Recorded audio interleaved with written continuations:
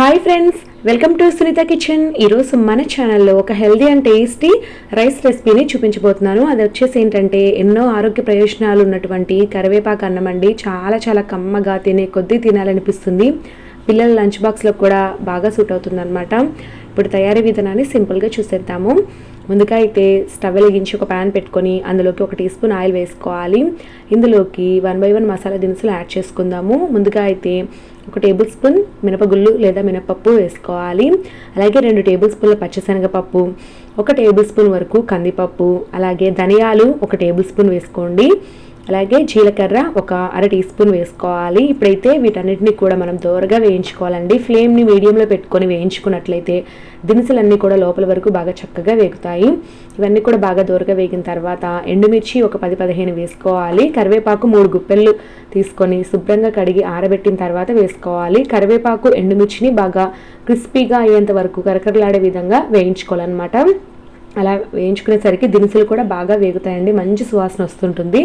అలాంటప్పుడు stove off చేసేసుకొని వీటిని మాత్రం పక్కన పెట్టుకోవాలి. పూర్తిగా చల్లారిన తర్వాత మాత్రమే గ్రైండ్ చేసుకోవాలన్నమాట. ముందుగా దినుసులన్నీ కూడా పూర్తిగా చల్లారిపోయాయండి. ఇక్కడ చూస్తున్నారు కదా. ఇప్పుడు వీటిని మిక్సీ జార్లో వేసుకొని మెత్తని పౌడర్లా గ్రైండ్ చేసుకోవాలి. గ్రైండ్ చేసుకునేటప్పుడే రుచికి సరిపడా ఉప్పు కూడా వేసుకోండి.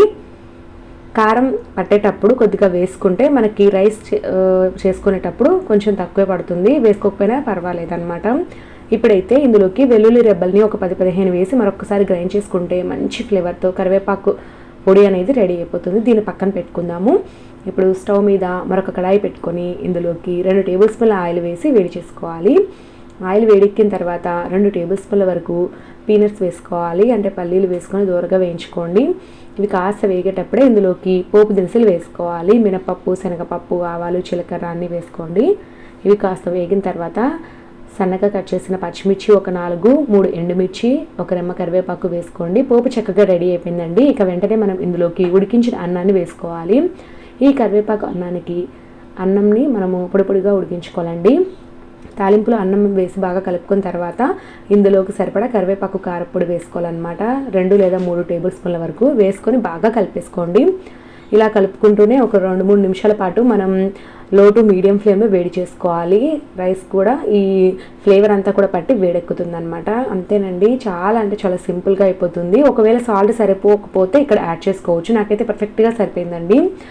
సో నేను మొత్తం కారపొడిని ఇక్కడ తీసుకోలేదన్నమాట. మిగతా పొడిని మనం స్టోర్ చేసుకొని ఎప్పుడు కావాలంటే అప్పుడు పిల్లలకి పులిహోర చేసినట్టుగా ఇలా కరివేపాకు రైస్ని చేసి పెట్టవచ్చు అనమాట. 2-3 నిమిషాల తర్వాత స్టవ్ ఆఫ్ చేసుకొని వేడిగా ఈ కరివేపాకు అన్నాన్ని సర్వ్ చేసేసుకోండి. చాలా బాగుంటుంది. ఇది సింపుల్గా ఇలా తిన్నా బాగుంటుంది, లేదా పెరుగుని పక్కన పెట్టుకొని తిన్నా కూడా చాలా చాలా టేస్టీగా ఉంటుంది. ఖచ్చితంగా ట్రై చేయండి. మీకు, మీ పిల్లలకి అందరికీ బాగా నచ్చుతుందండి. ఈ వీడియో కనుక మీకు నచ్చినట్లయితే ఈ వీడియోని లైక్ చేయండి. అలాగే మీ ఫ్రెండ్స్ అండ్ రిలేటివ్స్కి వీడియోని షేర్ చేయండి. Thank you for watching.